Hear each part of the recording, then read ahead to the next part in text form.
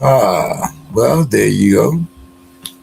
Greetings, everyone, and welcome once again to another edition of the Sports Crib. I see all my guys are down here waiting and raring to go. Might be a little short one tonight. A few little birthday celebrations. Bo, how you doing today? Doing good. How about you? Oh, I'm doing great, man. Happy 79. I'm, you know, Happy jumping up and birthday. down. So, 79. That's a big one. what's up there, Dave? How you doing? Hey, happy birthday, James. Thank you, sir. Thank you very much. And there's Mr. Hayes. How you doing down there in Texas, Don? Doing good. We heard the fireworks for your birthday all the way down here, so it was pretty awesome. Yeah. Hey, you only turn 79 once, right? So if you're Hindu, you can come back reincarnate and repeat it. But you're a Baptist, right? No, there's a few times I thought about that though, Don. And believe me, like, what? Here I am again. What do you mean? No, so, but hey, guys, it's. I think the most amazing thing to me is that this is Super Bowl 60. Uh, like already, what the hell happened here? Where'd those 60 years go all of a sudden? You know, but. It looks like it's going to be a good one. There's a couple of little things I guess we might as well get out of the way since we're talking football. And Bo, I'm going to start with you here. Are we going to have a running back in the top 10 this year? You know, it's tough to pick a running back in the top 10. Just the way the NFL has evolved. If there is a guy, though, it's probably Jeremiah Love out of Notre Dame. He was third in the Heisman voting. Doak Walker Award winner, right? Rushes, over 1,300 yards. The only thing is, he has 18 touchdowns. That's not a ton. He had 3 receiving. Now, Notre Dame, they tend to throw the ball towards the end zone anyway, but if there was a guy, that's probably the only guy I can think of that would potentially breach the top 10. First round pick, probably. It's always tough to see a running back go in the top 10. What do you think there, Don? I agree. I mean, outside Love, I can't think of anyone. The running back from Arkansas, and Arkansas wasn't very good this year, but they had a running back, can't remember his name.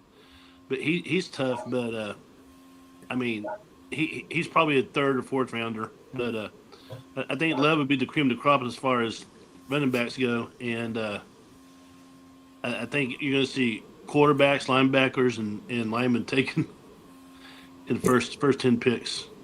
Maybe a safety or a corner. What do you think, Dave? Yeah, I think what we're seeing is the fungibility of the running back, and that's showed in the way they're compensated, their pay, and everything. And they tend to have shorter careers. And, you got to look since, Bijan Robinson, he was a top 10 pick in 2023. And then before him, it was Saquon Barkley going back to 2018. So, the time of when teams would build around a running back are long over. And I think, what happens is teams see that, okay, we'll get 5 years out of these guys in a 5-year contract and then maybe sign them to a second contract. But a lot of times it's like, okay, we'll get another young guy back in. So, I agree. I had noted Love from Notre Dame as if there is going to be one in the top 10, he's the guy.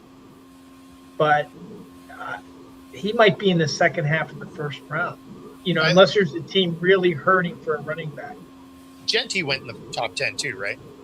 Or in the top 10? Like wasn't he like 6th or 7th or something? Genty? Yeah, Ashton Genty. I thought he was a top 10 pick. I'd have to look. Whenever I looked, I just saw Saquon Barkley and Bijan Robinson in the last game. I got you. Now, Yeah, I could have sworn it was, but maybe not. Maybe not. With that said, Saquon and Bijan have been outstanding for their teams. So maybe someone will try to catch lightning ball again and take Love, but we'll see. Don, is Debo a snitch? Yeah, he is. He is, and I don't blame him. I don't blame him at all because there's a lot of shady stuff going on out there. That's the thing about the whole transfer portal. There's rules that are written, but they're not enforced.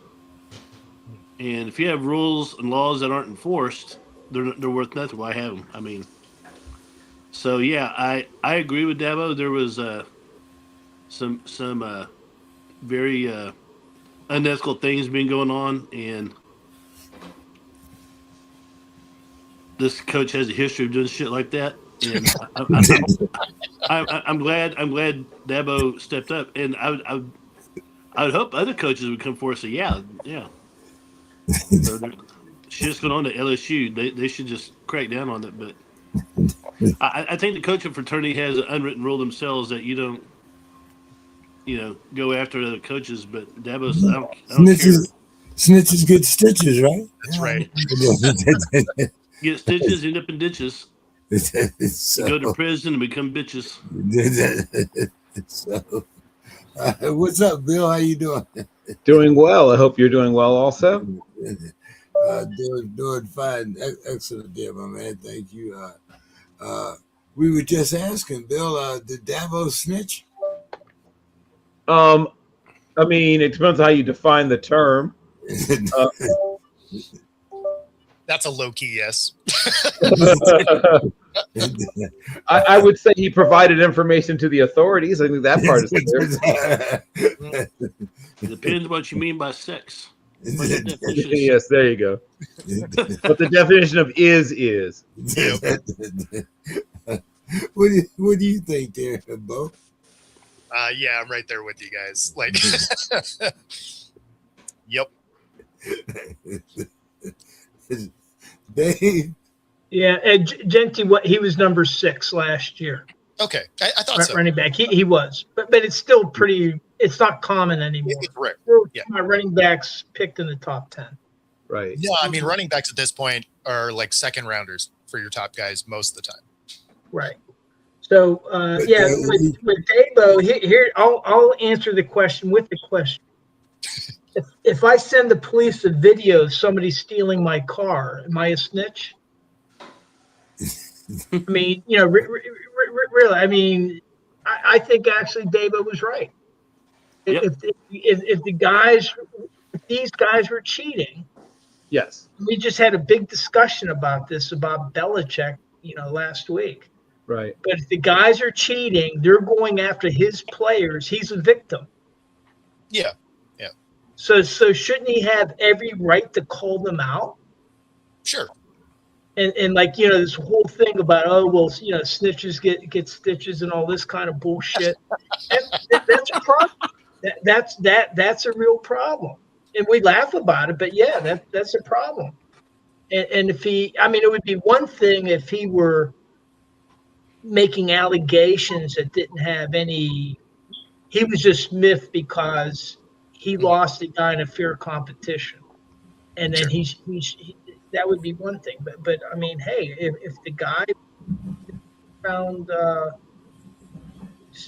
poaching his players and they were breaking the rules, well, then what are the rules there for? Well, that's a great question. That is great, but I don't know if we have a long enough show for that. No. Oh, I was just wondering how you guys thought about that, in I guess the age of the portal,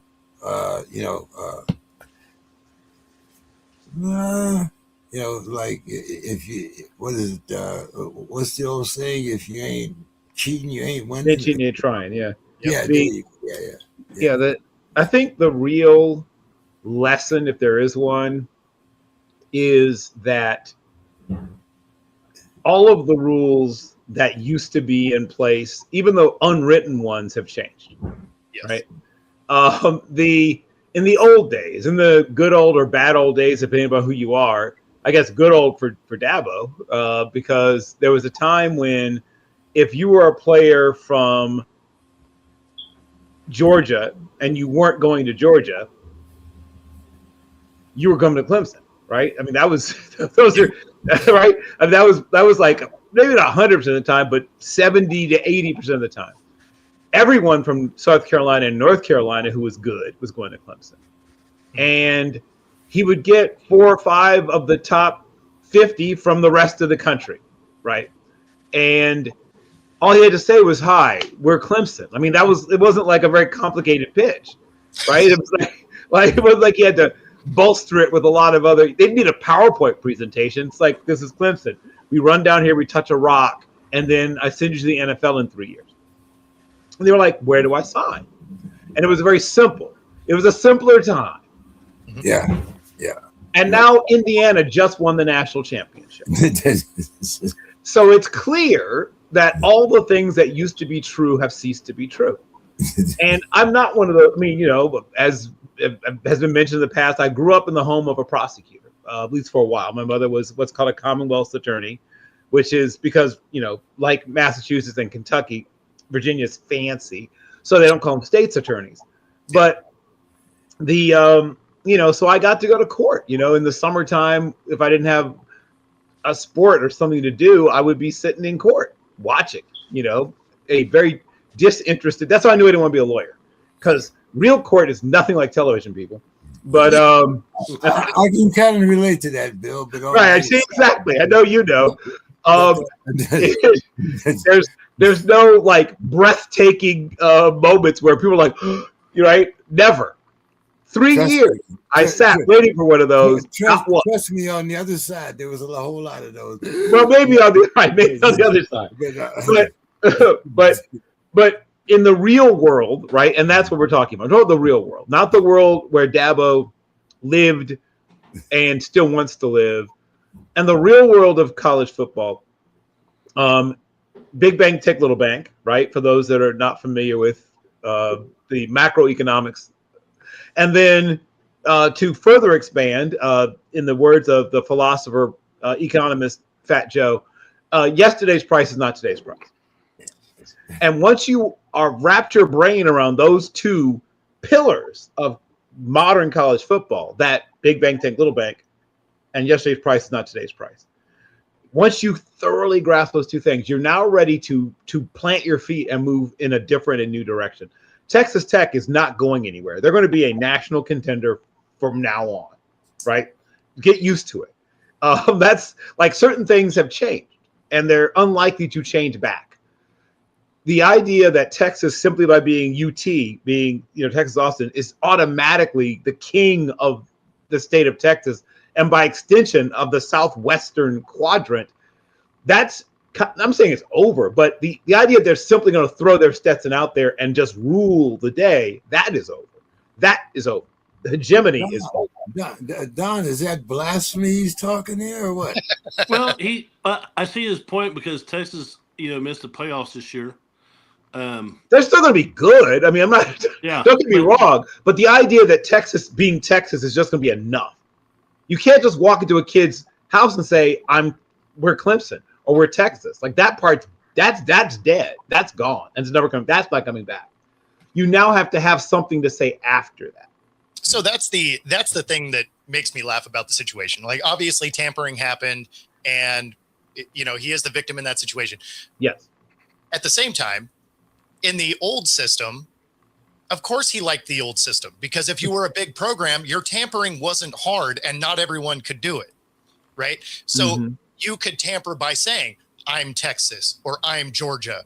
And you could do that. You could tamper very easily, because you could just walk up and be like, yeah, I'm Georgia. You should probably leave this school. Whereas now, because the NIL, the tampering is more professional style, right? It's more like in the NFL. And I get he's mad about it, But when you were a big program and you could tamper in a very easy way, it's not like it wasn't available to him and probably didn't happen before, right? It was just within the confines of what was unwritten, and people didn't do anything about it. So I don't feel that bad for him. Everybody has the opportunity to do the same amount of tampering. Do I think the NIL is dumb? Absolutely. Like I hate the fact that they rolled this thing out with no guardrails, and they're like, I don't know why it's just chaos. It's like, yeah, because you guys are stupid. It's the NCAA. It's the only way they operate. I love that it's chaos. That's my favorite part of it, is that it's chaos and that nobody understands it or does it well. Well, I mean, heard that some do it well, actually, but a lot of people don't do it well, even though they probably should. USC should be killing it, right? They live in an entertainment town with a beautiful campus in more ways than one. We'll talk about that off air. And they have gobs of money, right? So it proves, just like, that money by itself is not enough, right? Because if it were just money and just being able to throw resources at the problem, USC should be the national champion like 3 years in a row. So what I like about it is that if you're not smart about how you do this, just having a lot of money won't be enough. I like things that gore the old ox. I like things that tear down the old system. I do. I am an iconoclast. I do like seeing the old thing kind of knocked off its pillars. And the idea that you can just walk in and say, I'm Alabama or I'm Texas or I'm Clemson, and that's it, and you walk out with the kid, I'm glad that you have to work harder. I'm thrilled that player empowerment, even though it's incredibly unguided and messy and, as you said, stupid. I'll back you up on the stupid part. But I like this stupid better than the old stupid where the players had no power. That will change. That's going to change over time. I mean, it's just like now the players have agents. The difficulty is that those agents aren't overseen, and they can be the players can be exploited. Well, that's going to change over time. Yeah. Yeah. So, Well, sometimes there's just a little bit of pain or stupidity that goes along with the change, but hopefully it changes in a positive way. And so far, and this is more with the transfer portal, but NIL is a part of it. Having Indiana and Miami in the national championship, I thought was fantastic. Yep. Well, and it is changing. It is changing fairly rapidly. Not being helped by the NCAA, mind you, right? What's being helped is the companies that are giving money are like, hey, we need some verbiage in here that protects us, and so the guardrails are getting put on from the backside because they're like, look, this kid can just leave, and so that's where you started to see, like the player from Washington. Where the verbiage in there is, hey, we're not gonna put you in the portal, and you would have to pay all this money back. There's still nothing, and people are like, oh, that's unfair to the kid and whatever. The thing that's funny about it is there's still nothing. It just says you can't go in the portal. There's nothing to say that you can't withdraw from the school and go apply to the one that just said they'd give you more money. You can still do that. It just takes some effort on the kid's part. And apparently that is hard to do. But but I mean, the kids can still go pursue that. If they want to pay back whatever the thing was and not have the school put them in the portal, they still have the opportunity to go to the school they want that offered them money. They just have to do a little more legwork. So just because you're lazy doesn't mean the option isn't there. Don, I think, let's see. No, you were here last week when we were talking about Mr. Belichick and his snub. Now it also seems that Mr. Kraft has been snubbed also. Is this a Patriot thing now? They say Tom's worried about his first ballot. Well, I think I can't remember who it was last week said that this is payback for the filming and the deflated balls and everything. So I think there might be vendetta against the organization, not just Belichick. I think it might go all the way to the top. Apparently so, which I kind of get. I mean, and Kraft also, didn't he have the problem with the massage parlor chicks. Oh, it wasn't the problem. He was just Apparently, being given a hand. That's all. Yeah, That's what I was going to say. The massage went perfect. it wasn't a problem for him at all. But you know, Keep rubbing this genie in the right place so you grant you 3 wishes, right? Now, I mean, it's funny because like some of it, obviously, there's some of it was petty factor at 1,000, right? Yep. Where you're just like, hey, you were a jerk to the media. Everyone. The media votes on this stuff. They're justifying it by the scandals, right?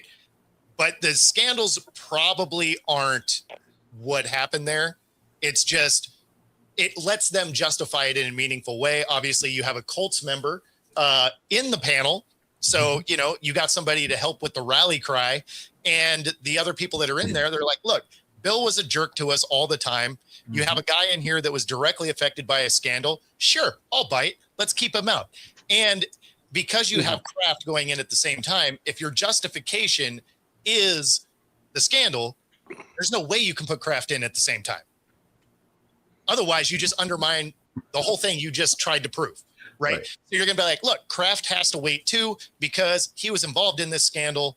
And so if we're going to keep Bill out, we have to keep him out. We got to at least keep some sort of consistency. Otherwise, we look like total douchebags. But Brady, on the other hand, he's got a couple of years yet. And so there's a chance because he's a media member that they're like handshakes, wink, eyes. Yeah, you're in. But if he doesn't get in, then at least they were consistent. Yeah, I think that, I mean, number one, I'm fine with them being delayed going in. And in the case of Kraft, he's been eligible for, I don't know, 10 or 15 years, whatever it's been. Yep. But I think that although all of a sudden it's highlighted the whole Deflategate and the Spygate, they could just be a victim of what has been set up. Because what happened is whenever the NFL celebrated their 100th year, Right. they had these extra large classes put in. And Bill Cowher benefited. I don't think Bill Cowher would have gotten into the Hall of Fame if it hadn't been for these expanded classes that they put in. Well, then the NFL said, well, we got to kind of correct that. You know, the pipeline has gotten too large. And then the other thing is we want to have something set aside to kind of make sure that contributors and coaches have a chance.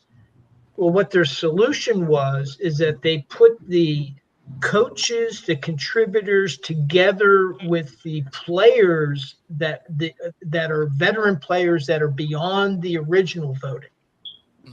These are, you know, like Anthony's, Jim Marshall, my LC Greenwood, these guys. Right. And then what they did is for the 50 voters, they said you have 3 votes. And you can vote for Belichick, you can vote for Kraft, you can vote for LC Greenwood, you can vote for Kenny Anderson, or you can vote for Roger Craig. Yeah. Whoever got the highest amount automatically goes into the Hall of Fame, and even if they're below 80%. But you had to have, in order for anybody else to go in, you had to have over 80% of the vote. Right. Well, the way it's set up, like some of the guys may have been making a choice between Belichick and Kraft and saying, okay, I'm going to go with Roger Craig and LC Greenwood, and well, I'll do Kraft. And it may not have actually had anything to do with the cheating scandal, but it's the way it's set up where they've put the contributors, which that would be the category Kraft is in. Right. And I don't know what he's contributed to the NFL other than being an owner, and Belichick as a coach. And then you had these 3 players, and Roger Craig was the only one that survived. To me, the biggest travesty out of this is LC Greenwood not getting in. If Anthony were on here, he'd be saying Jim Marshall should have gotten it, although he didn't make it to the finals. But if you spin it this way, say there's not a scandal, okay? So the scandals didn't happen. They won those. There's no question marks. Bill also isn't a huge jerk to the media. right? And obviously, this is like cupcakes and rainbows and got it. Oh, But no, that could hurt them. I agree with you there. I mean, you know, your interpersonal, your interactions with the voters, any voters, whether they're players or whether they're journalists or whether they're us, we're going to be impacted by our personal interactions with whoever the candidates are. But what my point is here is in a scenario where the off the field stuff wasn't a factor, and you look at his career where he wins 6, wins 8, if you include being an assistant, and, you know, you look at the first half of his career, it's a Hall of Fame career. You look at the second half of his career, it's a Hall of Fame career. Just happens to be the same guy. Second wins. Like, I mean, there's very little else that could be accomplished from the position he's in. Like, he owns the records for just about everything. How is that not a Hall of Fame? You know? Yeah, but you can look at L.C. Greenwood and like what the one journalist, the one guy that did explain his votes, he said that he voted for L.C. Greenwood. He voted for he voted for the players, Right? Yeah. Because he felt the players were the ones that merited entrance into the Hall of Fame. He said he wasn't voting against Belichick. He didn't even mention Kraft. But for him, it was like this is for the players, and those 3 players are deserving. Well, and of course, it's the way it's set up. And the thing is now if they find that they were colluding, because they're supposed to be supposedly anonymous votes. Yeah, Pullian tried to say he couldn't remember. At first, he didn't remember whether he did or didn't, and then he admitted that he did vote. He claims that he voted for Belichick to go in, but these are supposed to be 50 people just voting on their own. As if the 5 of us did our ballots and voted on these 5 guys, well, it might be an interesting result who got in. No, and I mean, obviously, players, especially if they're in the last year of eligibility, those types of things absolutely matter. Yep. Right. Yeah. So, like, if you're talking about a guy that's a first ballot option, but you have a guy that's on his last option to get in, yeah, you're going to look real hard at that, right? Well, and this is what this guy, exactly what you're saying is this guy was explaining, was that because the seniors can be in forever. They can be in for 100 years. Yeah. But what he was explaining is that once you become a finalist, if you don't make it to the Hall of Fame, your chance of coming back as a finalist become very, very slim. Very small. Sure. Yeah. And Bill, so in effect, it's a de facto last swag. Yeah, well, I mean, baseball's similar, right? Yeah. Like if you don't start to see that percentage rise towards the end, like you're just not going to get in. You know, and we've seen that plenty of times. Obviously, Omar Vizquel is, you know, his next time through is the last time. He's probably not going to make it. So I mean, that's definitely a consideration. There's no question. Bill, you want to give a last thought on that? Comments there. Belichick probably does get in next year.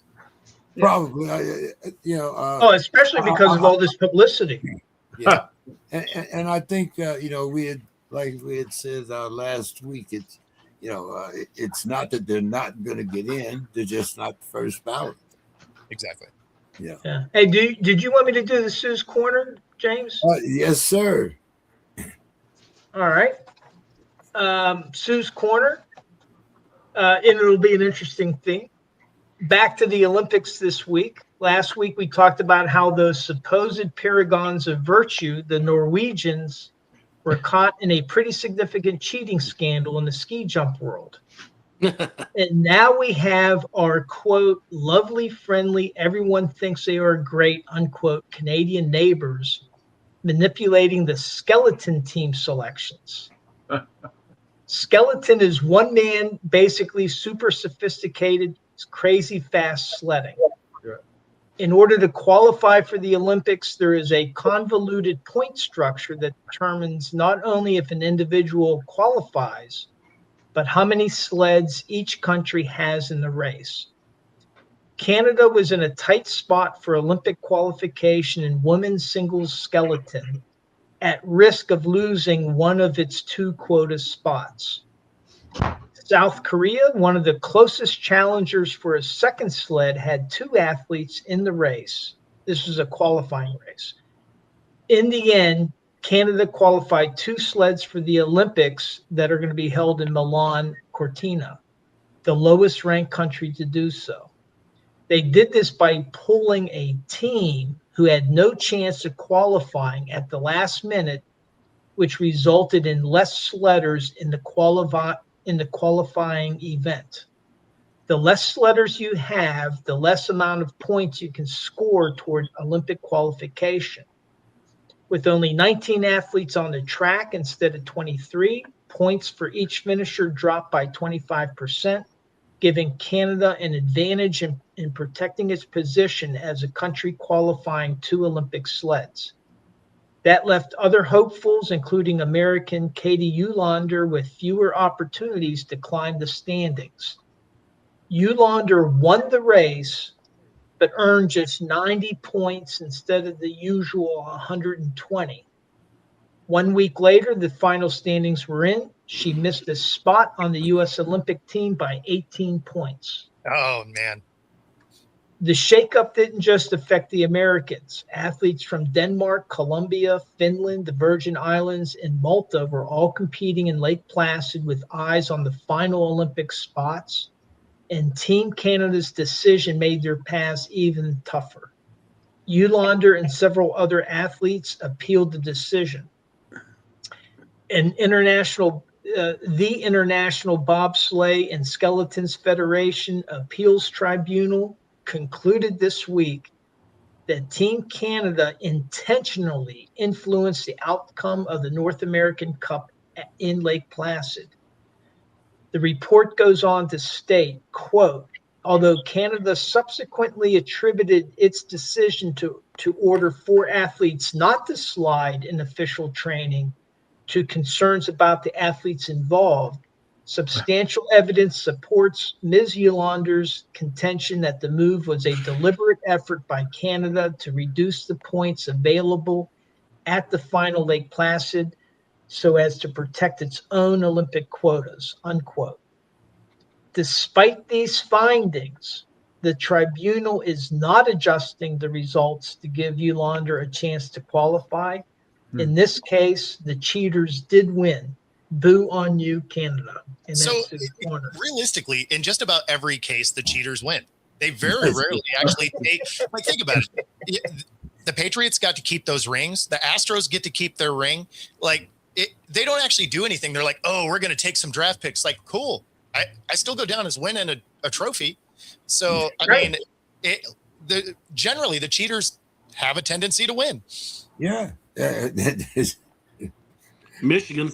So just so I'm clear, the skeleton, that is the like a single bobsled. It looks like they're on a shop creeper head down. Yes. Right, Yep. right. Yep. I couldn't remember, but I thought that's what it was. So what's the difference between the luge and the skeleton? I thought luge was the single. The luge is even flimsier. I don't know how you talk yourself into getting on that thing. Your leg first, though. Your Right. leg first on the luge. And your legs first. And you're on a skateboard. Right. I know I had a cousin who won the silver in the bobsled. Oh. Wow. Yeah. That's awesome. So for the guys that weren't here last week, the Norwegian issue was like some type of padding or something in their suits that bulged out their crotch. Oh. Which affected the aerodynamics, which would give them like another meter or 2 of extension on their ski Yeah, it jump. does. Yeah, that's exactly what it does. Yep. Gives you that extension. Yeah. Those aerodynamics, It's a good thing this is the late show. Oh. I need Heyo. to explain to my wife what that is. Yeah. Yeah. Say Verga Grande. You gonna do a demonstration or just verbal? Just tell her what we're talking about. Yeah. Full Don has to put on a skin tight suit, but it works. full disclosure, she's next to me. She listens to the show while she naps. And so every once in a while I'll say something in Spanish like Verga Grande and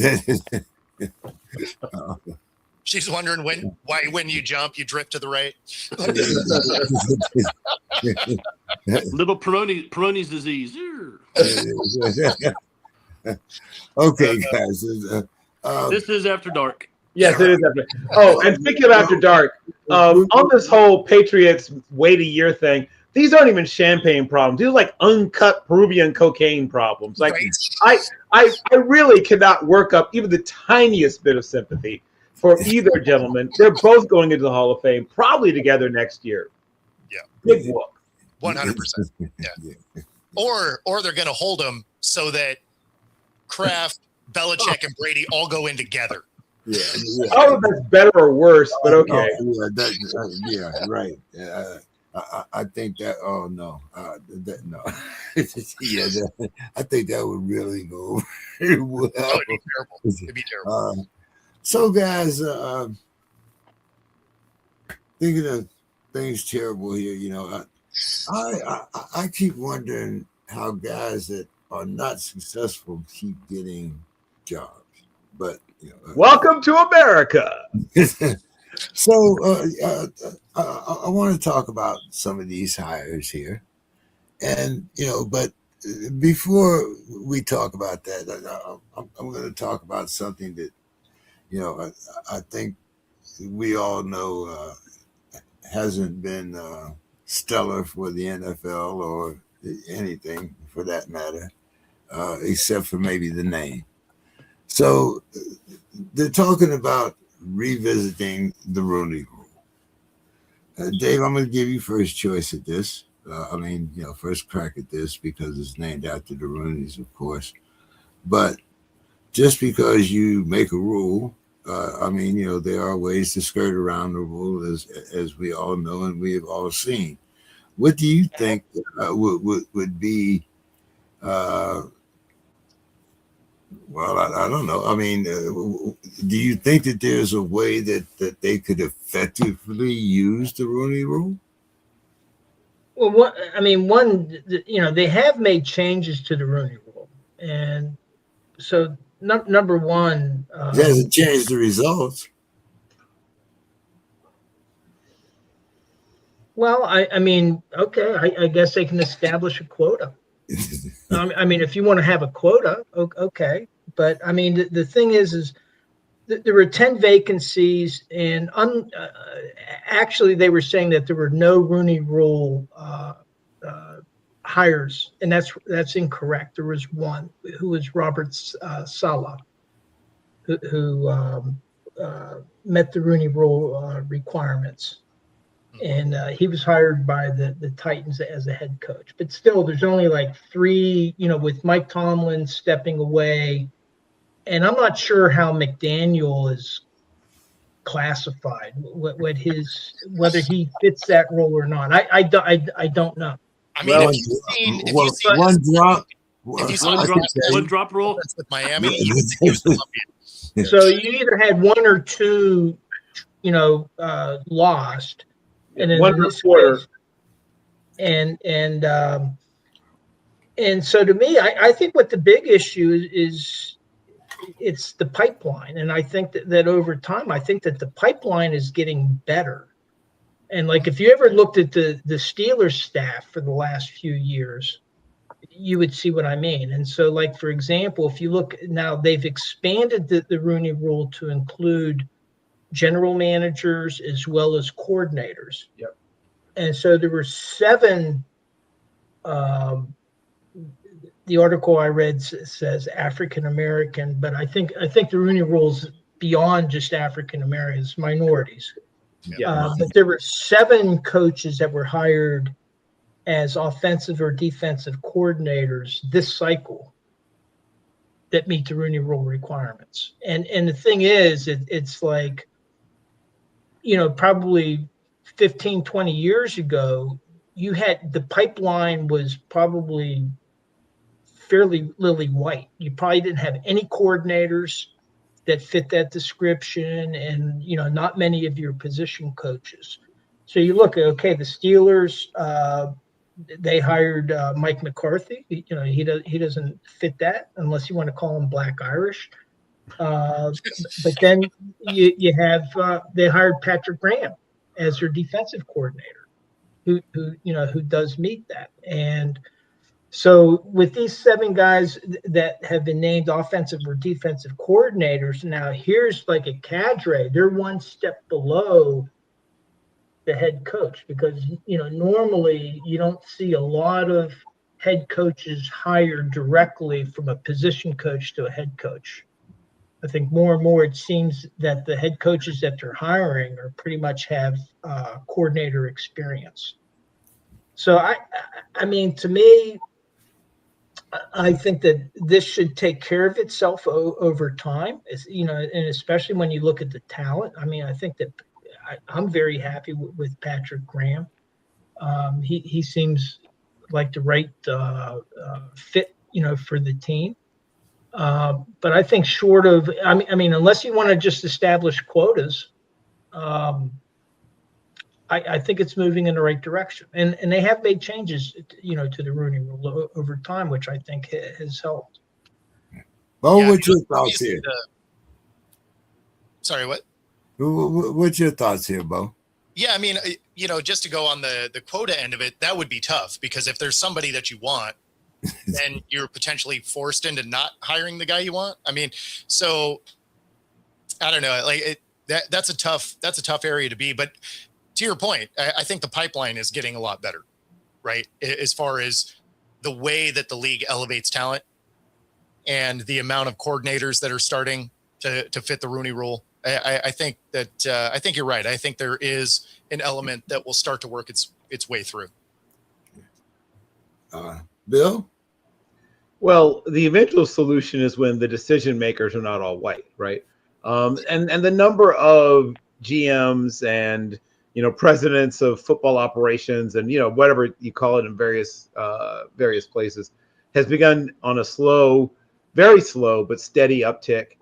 And I think and of course the other thing was already mentioned is offensive coordinators, right? Not just coordinators. There have been plenty of black defensive coordinators for the past 20 plus years, but they are less attractive. Though we did see some D coordinators get head coaching positions, they tend to be less attractive because what's the first thing they ask you when they bring you in as a defensive coach? Who's going to be your offensive coordinator, right?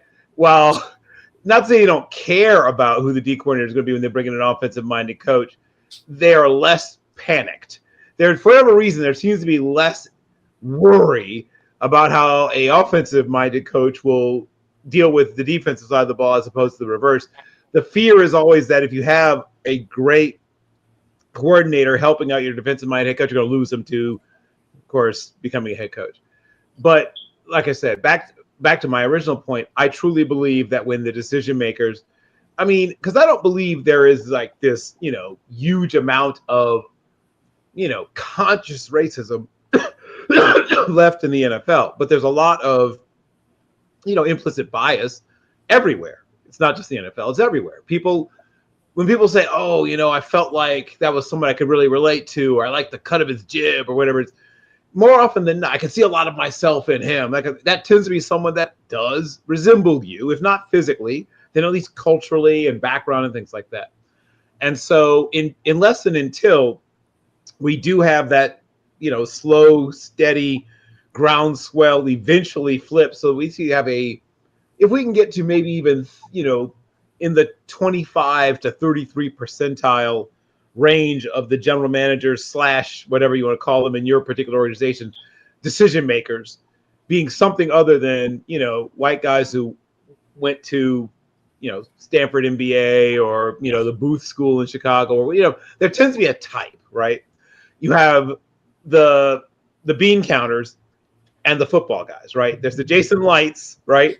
Guys, the meatheads, as I sometimes call them. And then the, Claudio Adolfo-Mensa, who recently got shown the door while he was in Mobile.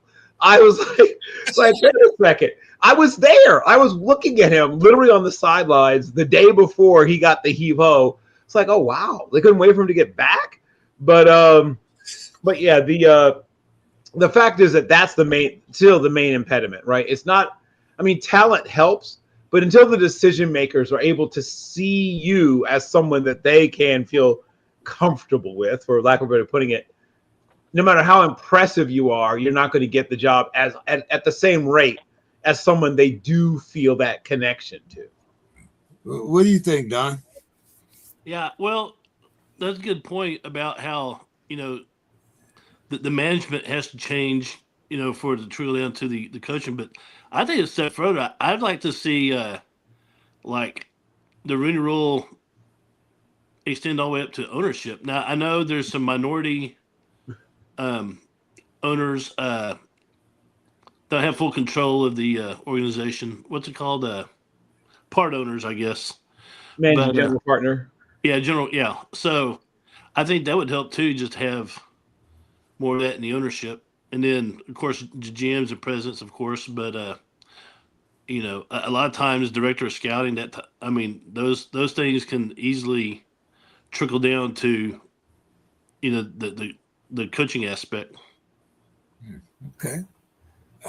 Don, what do you think about LaFleur hiring Hackett to be his offensive coordinator at the Cardinals? Actually, I guess we should ask Bo more about that, because that's his division. Yeah, I mean, the way that they just hired convinces me they're really not worried about winning this division. You got LaFleur, we'll see what he can do. Hackett, we know what he can do. So, I mean, if you're an Arizona fan, you can't feel super enthusiastic about where this team is headed. You still have a Kyler Murray issue of whether or not he actually likes football. I don't know. Unfortunately for Cardinal fans, I think their team's still going to be a mess for a couple of years here. Yeah. They better draft well. Bill, what did you think about Frank Reich coming back as the not yet's offensive coordinator? We just had this whole thing about the Rooney Rule, right? And I mean, the real enemy, obviously, even non-minority coaches getting their shot is the Nathaniel Hackett's and the Frank Reichs and if people keep hiring Gus Bradley and whatever. When you keep recycling the same 8 or 9 dudes over and over and over and over again, I guess there should be what should I call it? Like what was his Bruce Coslet rule, right? So the Bruce Coslet rule says that if you were a head coach for 3 or more years and your winning percentage is below a certain number, you have to sit out for 2 years, right? 2 years. You can't be a coordinator or a head coach. Let somebody else get a chance before you stink it up again. So the Bruce Coslet rule would then make you, do something for 2 years. Play with your grandkids. Talk on television and realize how easy that money is, and maybe you'll never want to coach again. I mean, people can bring Gruden's name up. Gruden's loving his life. He's, making all this money. You have to get up at 3:18 in the morning anymore. But yeah, I mean, do something with your life for 2 years. If you have to figure out what the winning percentage. Somebody look up Bruce Coslet's the Coslet line, whatever his career winning percentage was. If you're at or below that number, you can't coach for 2 more years. But there should be something that makes you expand. That's what the Rooney Rule is supposed to do. It's not supposed to make you hire somebody. It's supposed to make you expand your search, right? That's what, when people whine about DEI doesn't make you hire anybody. And anyone who tells you that doesn't understand what DEI actually does. What DEI actually does, it makes you change your talent pipeline and expand your talent pipeline so that you at least give a shot to somebody besides the same old boy network you've been using forever. And then we get to see, the cold slap in the face of Frank Reich and Nathaniel Hackett. But at least Frank Reich has had some success, right? I mean, I can point to things that he's done as a coach and say, hey, he helped develop Andrew Luck. He did this. He did these things. But speaking of developing Andrew Luck, and I promise I'll get off the soapbox in a second, why is David Shaw not getting called in for things, right? A guy that was very important in developing Andrew Luck, has developed other successful quarterbacks. Going back to Josh Johnson, right? When he was on the original staff at University of San Diego, when Harbaugh got his first head coaching job, was a successful coach himself at Stanford, has been a successful assistant coach with 2 or 3 different franchises. and has helped the Detroit Lions most recently as their passing game coordinator. The thought that he isn't getting more discussion, more whatever, is mind-boggling to me. Mind-boggling to me. The guy's a terrific coach. Has been coaching forever. Is a second-generation coach. His dad, Willie Shaw, was one of the pioneering black assistant coaches. He's been around the game his entire life, and he's brilliant. Whatever, off the soapbox. But it is a symptom of the issue when Nathaniel Hackett is still getting jobs. Yeah, that's the thing. Like, how is he still getting jobs? Because it's not like he's been good at any of the, like, even the places he's been, he's gotten demoted. Like, it's wild that he keeps getting jobs. So yeah, there's some disparity there. Yeah. So I think let me see. I think there's somebody that I thought Mr. Scott would be here, but I guess not. What? Not ducking out? Crazy.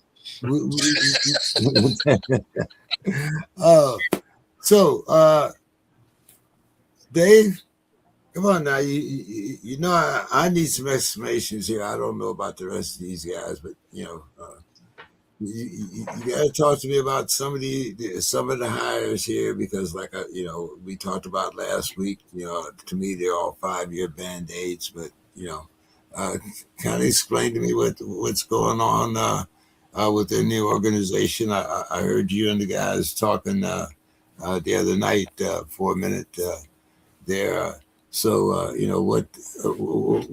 what's our plan? I don't see anybody that we're bringing along here as our next head coach, but what's the plan here? As far as the insiders. Well, one thing that's not the plan is the plan isn't to bring up your new head coach on your staff. That's not part of the plan. I think what they're looking for are two things. One is to be competitive in 2026 as they build the roster up so that they can draft a quarterback that's going to be the next Ben or Terry Bradshaw.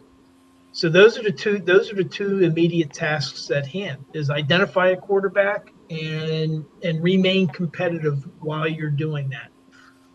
So now it looks like the offense is going to the song that a lot of Steeler fans like to say, oh, the Rooneys are cheap, they don't pay, and blah blah blah. But I mean, right now it looks like the staff is going to be bigger than it was, and what I think it is the coach's preference. What does the coach want? Is bigger better? What's that? Is bigger going to be better? Well, now that's what it's going to shift to. Before under Tomlin, it's like his staff isn't big enough. The Rooneys are cheap. They're not getting him the staff that he needs. Yet, whenever Brian Flores became available and was radioactive, Tomlin just had to walk down the door to say, "Hey, boss, I think we should bring this guy in," and they did, no questions asked. And actually, in a way, that probably hurt Art Rooney II with the other owners, because they were the ones blackballing Brian Flores. Right. And so I think that's a solve. Now the new thing is okay, well, what are all these guys going to be doing? Well, I think that's what Mike McCarthy has said is, I want to get guys that are going to fit in with us. Now, he is going to be the offensive coordinator, or at least the play caller, right, is what he said. I was hoping that he'd bring in a younger guy to be the offensive coordinator, since they'll be developing the schemes, keeping things organized. But on game day, that turns over to Mike McCarthy. But they hired Minnesota's guy, Angel Chio, which I don't know a whole lot about him, but he's in his 50s. He's not going to be the next coach of the Steelers, but they've pretty much filled up the staff. They still have to name a tight ends coach on offense. That's one position that they have to fill. but they got James Campen, who's a pretty well-regarded offensive lineman, with Jari Evans, his assistant on the line. And what I like about that is a combination of old and young. Right. And then they hired Frank Signetti, who is the brother of Indiana's team. Okay, so they brought him in as a senior offensive assistant. So that's and these guys, and from what I understand about Angel Chio, is that he's a tight ends guy. He was a tight ends coach. And so, it looks like they're going to be trying to develop Darnell Washington, maybe give Pat Fryermuth more room to grow since under Arthur Smith, he wasn't getting the targets that people were looking for.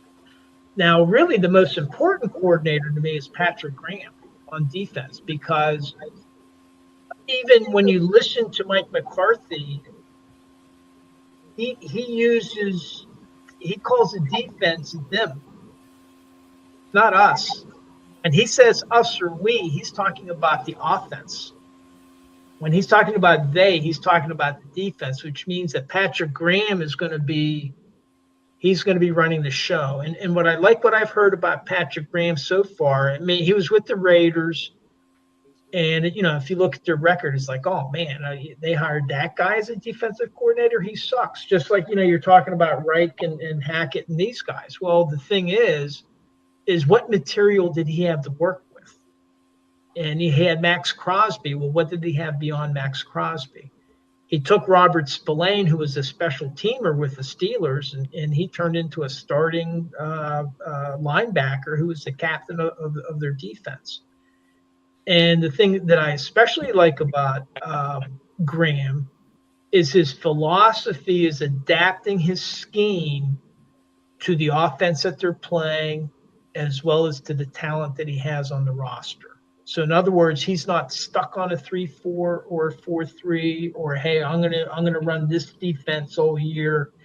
He comes out of the Belichick school where he's trying to disrupt the offense. And he did, he kind of came out of New England a bit. He has some experience there. So for me, at the end of the day, it's to be determined. How did the players respond at camp? How do they respond on the field? And can they do it? But from what I'm seeing is they're putting together a pretty good staff. They hired this Scarnecchia who was involved. He was literally involved in the Spygate. He was the guy with the video camera, and now he's on the Steelers staff, which I find bizarre. But he's their chief of staff. So I don't know if he still has a video camera as part of his equipment or not. But I'm actually kind of encouraged. And I think a lot of the Steeler fans that I've talked to, first of all, none of them expected McCarthy to be hired. Once he was hired, their immediate response is, we can't believe you did this. He's 62 years old. He's stuck in his ways. But Alex Kozora did an excellent article, a deep dive on McCarthy, including having clips of him working with Aaron Rodgers as a young quarterback, working on his foot positions and all this kind of stuff. So McCarthy is a guy, he's a hands-on coach. He's not like a senior executive level type coach. He's going to have his hands in, and I'm going to be, once training camp starts, I'm going to be interested in seeing how that looks, how it looks differently from the camps I've gone to in the past. Now, Dave, the big thing, and even I've said it a few times, is about, the Steelers always being one and done. What are we going to do this year when we're not even invited to the dance? Swing and a miss. Well, I mean, as Mike McCarthy said, is, hey, I got to jump out, guys. because he was questioned. You got to go? Yeah, I got to jump out. Okay. Give us your predictions right quick, both. Or should I even ask? I got I got Seattle 27-24. So I have Seattle winning outright and the Patriots to cover. And that would give me the over. 4.5. Yep. So I got the So Patriots. you're taking New England in the over. I'm taking New England to cover, Seattle to win outright, and the over. Yeah, Okay. got it. Awesome. Right. Take it easy, gentlemen. Enjoy the Super Bowl. See y'all next week. Right. Okay, take care, Bo. Yep. So, Okay. so what was your question, James? So, we've always criticized Mike, or one of the big criticisms is that one and done. Are we going to be satisfied this year if we don't make the playoffs? I mean, because I'm thinking with all of the turnovers in the AFC North, we've turned over 3 coaches. Like the days of us having 2 teams, in the playoffs might be over for a little while. And I'm talking about the division in particular. So I'm thinking, like there's a chance that, instead of the Ravens and the Steelers, it'll be the Ravens or the Steelers like it was this year. Are we going to be able to stand not making the playoffs? Or is there going to be that automatic ascension? Well, I mean, the Steelers fan base is fickle. I mean, if they're losing, they're going to be, let's get the pitchforks and torches and all this kind of stuff, and it's a bunch of noise. And the way I look at it, I listen to, what did Art Rooney said? He wants to be competitive. And what Mike McCarthy said in response to a similar question, are you guys going to be satisfied? He said, hey, we had a playoff caliber roster last year. They won the AFC North with the roster that they had. So what his task is now is to build another playoff roster, because you can't win the Super Bowl unless you get to the playoffs. True. And once you get to the playoffs, anything can happen. Like, for example, if Pittsburgh had been able to beat the Texans, I'd like their chances against Denver without their starting quarterback. Could have easily been Pittsburgh in the Super Bowl this year. And in the weather, no, I mean, yeah. Yeah. So this coming year, it's like, okay, I mean, there's a number of questions that have to be answered. Number one is who's going to be the quarterback. Right now, the only quarterbacks on the roster are Mason Rudolph and Will Howard. That's it. And so they need, and that's not how. If they start week 1 with one of those 2 guys as a starter, we're in trouble. If Aaron Rodgers comes back, or if they can find somebody else to come back, Joe Flacco wants to come to Pittsburgh now. Kyler Murray, come on! We had Russell and Fields. Why not Kyler? Let's grab Kyler and Geno. Let's bring both of them in. What the hell? But, well, if Kyler even wants to play football. Yeah. So I think I think it's a little early yet. I mean, first we got to find out what happens in free agency. Quarterback is the big question. And then the Steelers are going right now. They're projected to have 12 draft choices in this draft. And what do they harvest out of that? Don, what are we going to do with Jerry's guys? You going to get the defense this year or what? Or are we going to draft wide receivers? No, we need a solid front 7. Either two stud linebackers in the draft or free agency, or 2 defensive linemen and 1 linebacker. That's what I'm saying. You start your core right there, because your front 7 is what wins games, defensive. So that's where I would go. Now, because that's where I'm going to go, Jerry Jones will go opposite. He'll probably take a receiver and, a running back or whatever. Bill, what's happening with the Bears? Well, I mean, they are a handful of players away, right? I mean, they need another corner. Nahshon Wright, shout out to the Cowboys, right?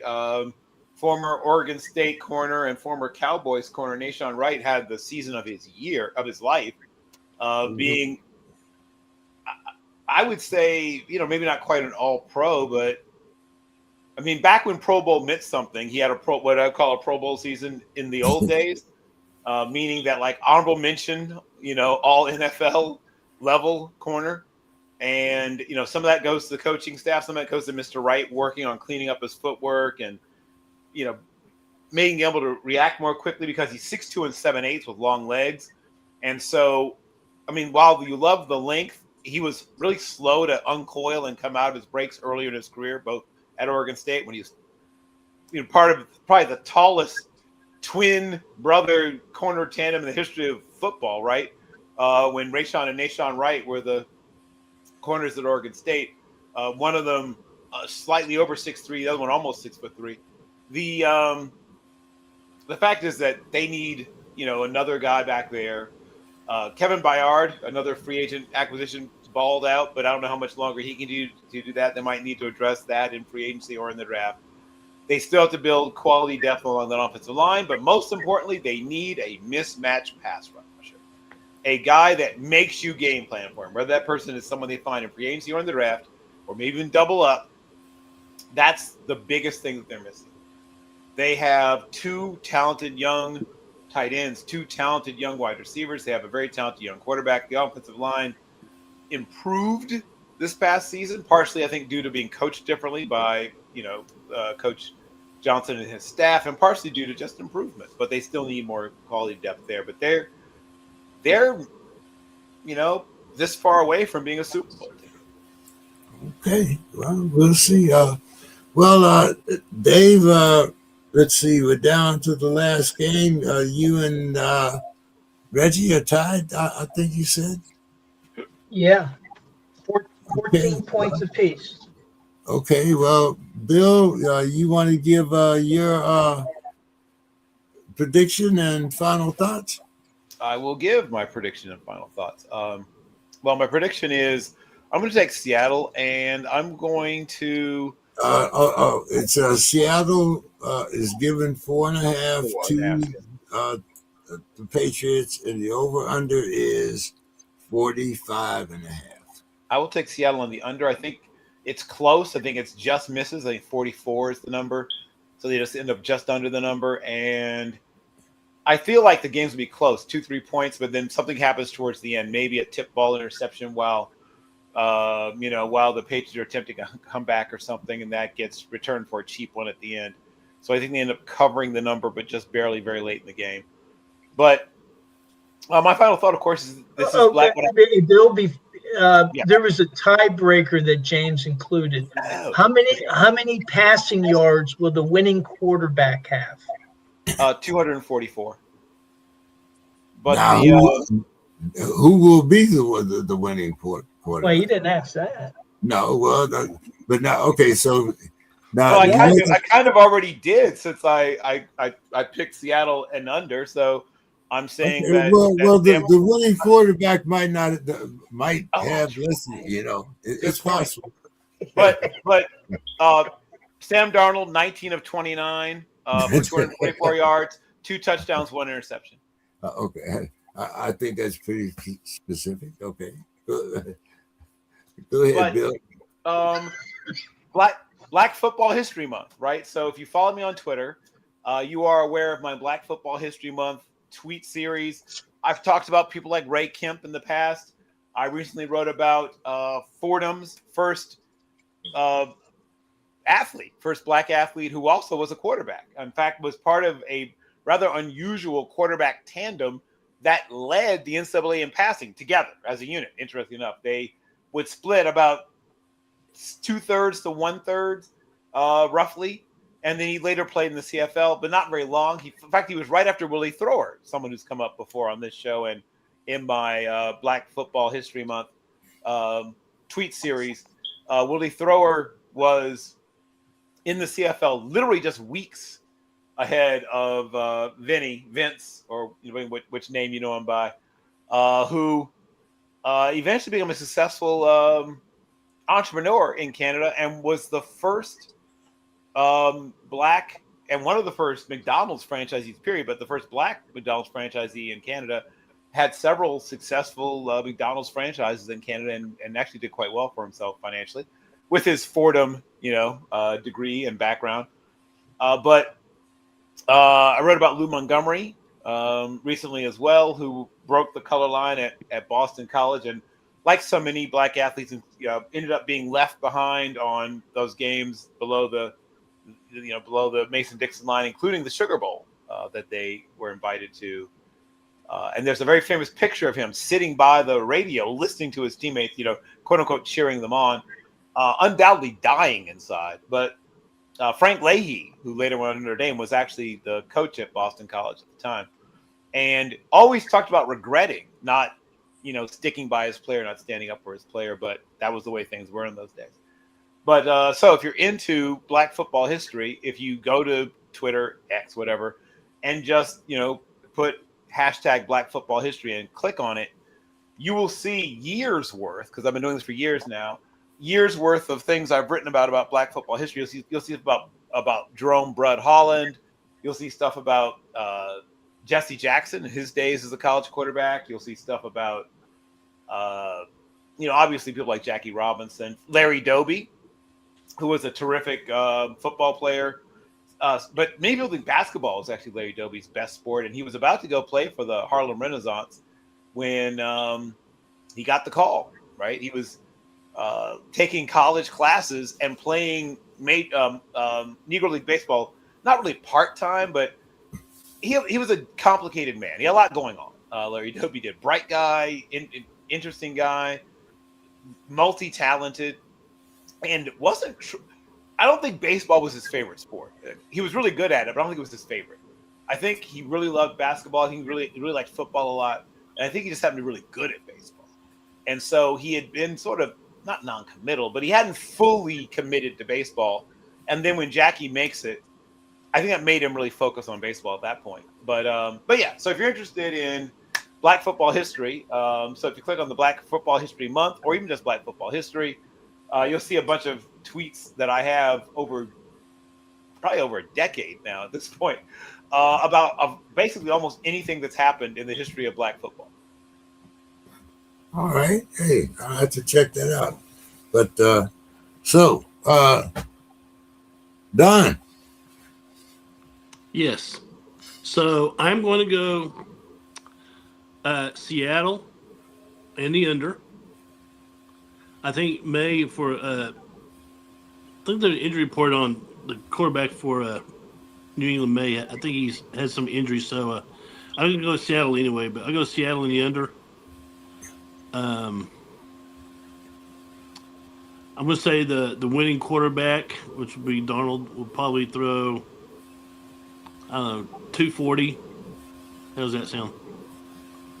Good. That question is really for Dave and Reggie because I don't think anybody can catch up with them. No, bragging rights. Bragging rights.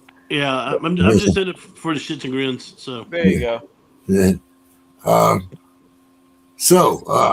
going to, of course, take Seattle, and I do like the under, and I think it's going to be 215 for the 5-0 or 1-5? 1-5. Philadelphia. All right, Dave. Time for you. Don, your final thoughts here. Okay, I'm gonna say that New England wins the toss in the first and second half. Okay. How long is the Star Spangled Banner going to be? Who's singing it? Depends. I mean, Bad Bunny. No. No. For the record, no one will ever beat Whitney Houston. So there you go. Okay, so my final thoughts. Kind of sad. Last 2 days, one of my high school teammates was killed in a car wreck. Oh. Ronnie McGee. He was actually. I was on varsity as a sophomore. I was a starter, and he was a senior, but he was my backup. But he didn't take. I mean, he knew that. It didn't bother him a bit. His nickname was Cujo. He had this long stringy blonde hair down to his ears. I mean, he was country boy. Listened to Hank Williams Jr. Always had a Louis L'Amour paperback western in his hand. He loved to read. But yeah, he lost his life in a car wreck, and so we're dealing with that here. But so prayers go out to the McGee family. They lost their mom just 2 years ago. Oh wow. So yeah, so Casey's the only one left now. But anyway, that's my final thoughts. Always with the McGee's family. Oh man, hearts always go out. Thoughts and prayers. Yeah, Dave, take us home here. All right. Well, everybody took Seattle in the under. I don't know what Reggie's going to do, but I'm going to take New England in the over. Okay. And what I don't want to have happen whenever I pick that seems to be working for me this season. And for the winning quarterback, I have 230 is how many yards the winning quarterback threw for. So for my final thoughts, I was never a Tigers fan. And actually, I haven't been a big baseball fan for a long time. I used to be a huge Pirates fan. But Mickey Lolich passed away today. Oh, that's right. And 1968, he had 3 complete game World Series wins. Yep. I mean, can that even happen today? I don't know. But he and then one of those was he was facing Bob Gibson. Yep. That's when they played the Cardinals, and it was a great. I mean, a beast of a pitcher. I mean, That was thank God for Armed Forces Radio. That's what that was, 1968. Yeah. Yeah. So anyway, that's a great loss. I mean, that's one of the names I remember, being mentioned, quite a bit.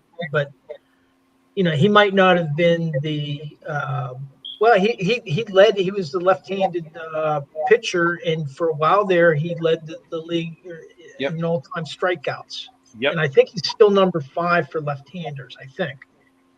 But, quite a loss, when you have these guys, these like Iron Men. I just can't. When I read 3 complete game wins, that's a heck of a World Series right there. So, those are my final thoughts for tonight. All right, guys. Well, next week we'll have a new champion. Of course, I'll be at least a week older. So have a good night, everyone. And look forward to having a great game this Sunday. Yes, sir. All right. Take care. Good night, everyone. Yeah. Sorry for your loss here, Don. Yes, indeed.